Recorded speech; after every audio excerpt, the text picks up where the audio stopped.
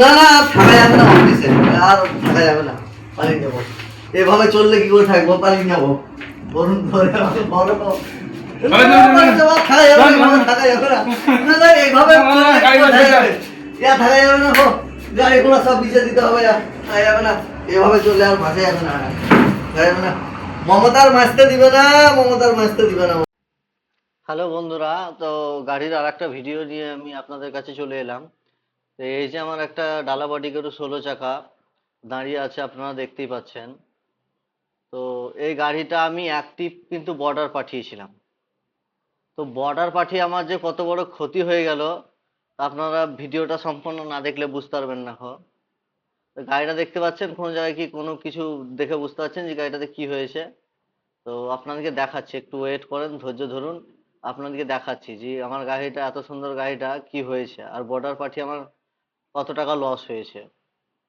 তো কথা হচ্ছে, আমি অ্যাক্টিভ বর্ডার পাঠিয়েছিলাম, যে দেখলাম কলকাতা আজকে নাইটে ঢুকতে পারবে না, তাহলে বর্ডারে মাল দিয়ে দিই। বিকেলবেলা গাড়িটা এসেছিল, বর্ডারে খালি করে চলে আসবে, তাহলে আমার টিপটাও মার হবে না। আর কলকাতার মাল দিলে সারাদিন দাঁড়িয়ে থাকবে, কলকাতা সে রাত্রেবেলায় ঢুকবে তারপরের দিন। বর্ডার পাঠিয়েছিলাম। তো বর্ডারে তো আপনারা জানেন যে ওখানে ছোট ছোট পকলিনে মালগুলো খালি করা হয় ডালাবডি গাড়ি থেকে। কিন্তু আমার এই গাড়িটার সঙ্গে একটু উল্টোই হয়েছে। বড় পকলিন লাগিয়ে আমার গাড়িটাতে মাল খালি করেছে।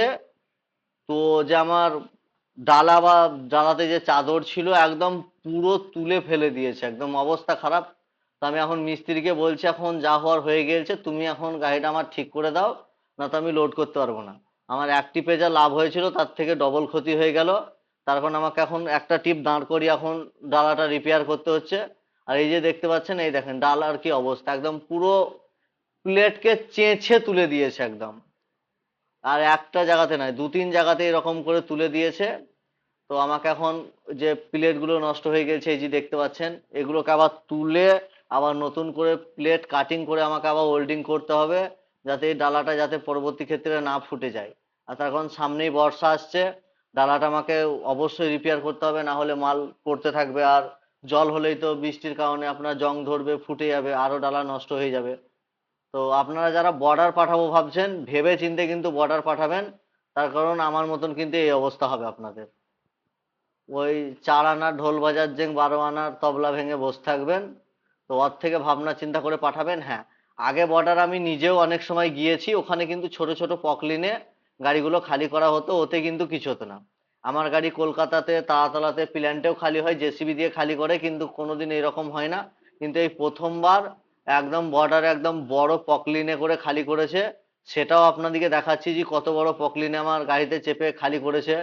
মানে সেই খরগোশের উপরে যদি হাতি চেপে যায় তো যা অবস্থা হয়েছে, তাই আমার গাড়িটার সঙ্গেও সে তাই হয়েছে। তো এই দেখুন, আপনাদেরকে দেখাচ্ছি আমি, এই দেখুন, এই কত বড় পকলিন গাড়িটাকে আমার খালি করছে। এ তো একদম পুরো আমার চাচিসও চলে যেত। হোন্ডাই কোম্পানি বড় পকলিন, এই যে এত জোরে যে প্রেসার দিয়ে আপনার মালটা খালি করছে, একদম পুরো ডালার 12টা বাজিয়ে দিয়েছে। তো যারা বর্ডার পাঠাবেন ভেবে চিন্তে পাঠাবেন, যাতে এরকম আমার মতন কাউরি না হয়। তার কারণ আপনার এই একটা টিপ মার খাইয়ে আমাকে গাড়ি কাজ করাতে হচ্ছে, প্লাস আমাকে কাজেরও টাকা লাগছে। তো আমার যে টিপে পাঠিয়েছিলাম, পাঠিয়ে তো আমার কোনো লাভ তো কিছু দেখতে পেলাম না, ঘুরে লোকসানই হলো।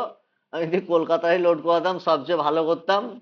তো আপনারা ভাড়া ধরবেন, ভেবে চিন্তে ভাড়া ধরবেন, বা খোঁজ খবর নিয়ে সেখানে পাঠাবেন, না তো আমার মতন কিন্তু সিচুয়েশন পরিস্থিতির মধ্যে পড়বেন। একদম পুরো আমার গাড়ির ডালাটা একদম উলট পালট করে দিয়েছে। এই সঙ্গে আমার আর একটা গাড়িরও কাজ ছিল, সেখানেও আমি গিয়ে দেখলাম সামনেকার একটু বুশ চেঞ্জ করার ছিল। এটা কিন্তু ভারত বেঞ্জের গাড়ি, মার্সিডিজের ইঞ্জিন, পুরো গাড়ি কিন্তু মার্সিডিজের, ভারত বেঞ্জ কিন্তু নাম দেওয়া আছে। তো এই গাড়ির সামনের দিকের কেবিনটা একটু বেশি দুল ছিল। তো দুলার কারণ হচ্ছে যে বুশ গুলো থাকে না সামনের দিকে, সে বুশের জন্য হচ্ছিল। তো আমি এখন বুশ চেঞ্জ করছি। আর এই গাড়ি কিন্তু বুশ চেঞ্জ করতে গেলে অনেক ঝামেলা আছে।